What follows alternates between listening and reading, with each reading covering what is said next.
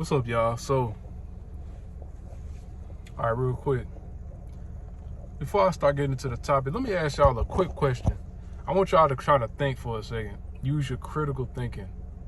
Because I don't think people think about this. Like, think about it. Like, look, how many people, how many STJs do you actually see online teaching people about STJs? I want y'all to answer that question. How many, how many STJs do you actually see online making descriptions about their own personality type? It's a very rare occurrence. Who do you usually see making descriptions about STJs? Matter of fact, who do you see usually making descriptions in general for every type? You only see really infjs making descriptions, and you see entj making descriptions. So if you use your common sense, what does that tell you? That tells you that by default, most of the information online by STJs is not going to be 100% accurate, because you don't even see STJs themselves talking. You don't see them online talking about themselves a lot. So it's like, yeah, we should, that should tell you right there, most of the information online is not right.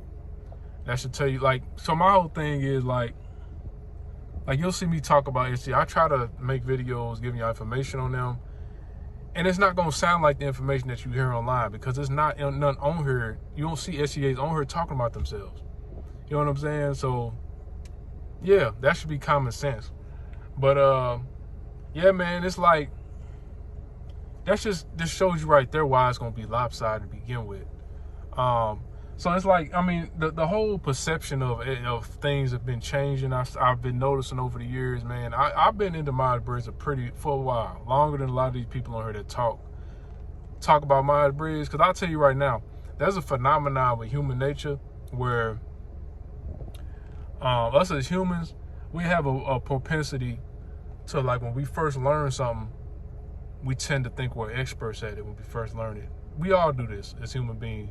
We'll feel like experts at it, but we're not even close. We probably just learn the basics, or even just learn the semi-advanced parts of it. You know what I'm saying? So yeah, that should just tell you right there, man. People don't think, man. Common sense, man. So of course, when I come on here, but this is kind of preceding because y'all see my Kevin Sunny video. I got a couple people talking shit about it, which I'm not surprised. I don't care. You know what I'm saying? I'm not surprised. I already knew people was going to talk shit about it for that reason that I just explained. But that's the reason why I already knew people was going to talk shit about it. But anyways, yeah, people didn't talk shit about it until they started getting more views, of course. That's how it goes. But anyways, so of course, this course is going to be a bias. This course is going to be people. I'll tell you another thing about NFJs and entjs. Well, mainly NFJs. I'm gonna tell you something. I'm almost scared to talk about the flaws of NFJs on here online, because if you say anything bad about them, you just get slandered. You can't say nothing bad about them. They perfect. You know what I'm saying? Even though people who made Myers-Briggs never intended for any type to be superior to any other type. You know what I'm saying? They're just all different. But anyway, one flaw of NFJs. Well, one flaw of extroverted feeling, the extroverted feeling is naturally biased function. You know what I'm saying? So what does that mean? That means that extroverted feeling doesn't need to always have good reasons for their opinions. They just be their opinions sometimes. But one thing that can happen though is they can be kind of unaware of that. So they can kind of use their introverted thinking in an unhealthy way to persuade everybody to think that their opinion is the truth. You know what I'm saying?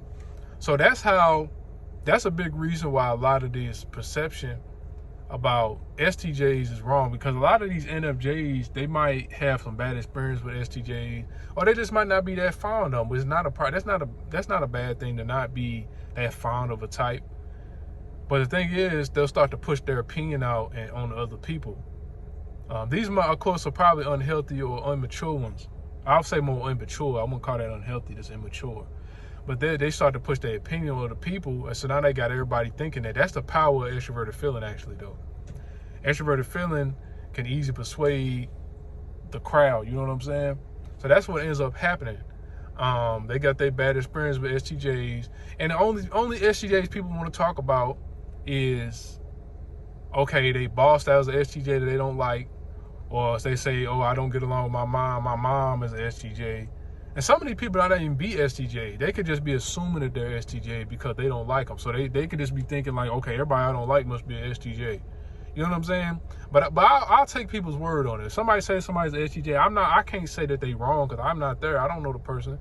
So I always automatically just say that. But I also, in the back of my head, I'm thinking, man, they might not even be an STJ. They could just be because they don't like them. But anyway, yeah, that's how it happens. So also too, that's a thing too. Okay, people know that. Well, we don't even know this for sure. I'm very skeptical about this because we don't have anything to base it off of, because people mistype all the time. You know what I'm saying? Most people that are typed mistype because they took the test and based it off just the test. But anyways, they say that SI users or STJs and stuff like that are most common, which I'm skeptical about.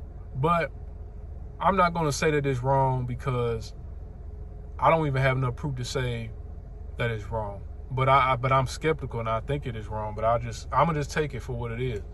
But anyways, like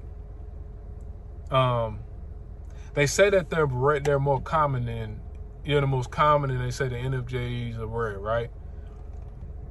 But for some reason in people's heads, when they hear that, they automatically think, okay, so that must mean all the successful people, all the highly successful people and the big celebrities, all of them are NFJs or NI users. You know what I'm saying? It seems like every time somebody becomes highly successful or something like that, and they have enough qualities to say that they're a judger type, they always get the intuitive, the NJ. They never want to say, nobody ever wants to say they're a judger, SJ. You know what I'm saying? Nobody ever wants to say that. That's because people, for some reason in people's heads, they go, okay, you know that people that are successful are usually rare. They have rare qualities, stuff like that. And they think that has something to do with Myers-Briggs. There's two separate things, man. Like, you can be a type in Myers-Briggs that's a common type, but outside of Myers-Briggs, you can be a rare person. It doesn't mean you're just like everybody else. It just means in Myers-Briggs, you could be a common type. But you could be an extraordinarily rare and unique person outside of Myers-Briggs. And then vice versa. I've known some INFJs who were so ordinary and they fit in, they blend in so well with everybody. But they're INFJs, the rarest type of Myers-Briggs. That does not mean that you're above average. Because of course above average people are rare. So people just tend to get that misconstrued. It's like, dude, this is Myers-Briggs. This is not real life. They're two different things, man. They don't always overlap. Sometimes they do, but they don't always overlap. Oh my goodness. It's like, man. Another thing that kills me too when I get people like assuming that I don't know what I'm talking about just because I describe things in my own way. And I'm not saying the same cookie cutter thing everybody else says. Like, dude, you understand it takes a higher level of understanding of something to be able to describe some of your own words than it does to just, okay, I read something online that says this is what introverted thinking was, or introverted, whatever function you want to say. Pretty much all you got to do is memorize what was said and then repeat it back. And just all you got to do is understand little bits and pieces of it to understand it enough to tell somebody else. I mean, you'll sound like the expert. You know what I'm saying? But I don't describe things the way everybody describes, because I like to synthesize things and really understand them so that I can describe them in a different way. You know what I'm saying? But yeah, I thought that was very necessary to say. People like, it's just stuff people don't think, man. And it's not even that you're stupid. I'm not even gonna call you stupid. I'm just gonna say that you don't think. You're not thinking. You're not actually saying, sitting and thinking instead of just taking things and just running with it. You know what I'm saying? You're not thinking. But I got another topic I want to touch on, but I think I might set up for another video. Actually, I might make 2 videos. I'm running out of space on my phone. I don't want to start talking and then it just shut off, like stop recording, because that's what it kept doing. So yeah, man, like, do y'all think, man, like it's crazy. Like, me as a TI dom, it just fascinates me how people don't think. Like, you know what I'm saying? Like, things that are just common sense, people just go over people's head. You know what I mean? But anyway.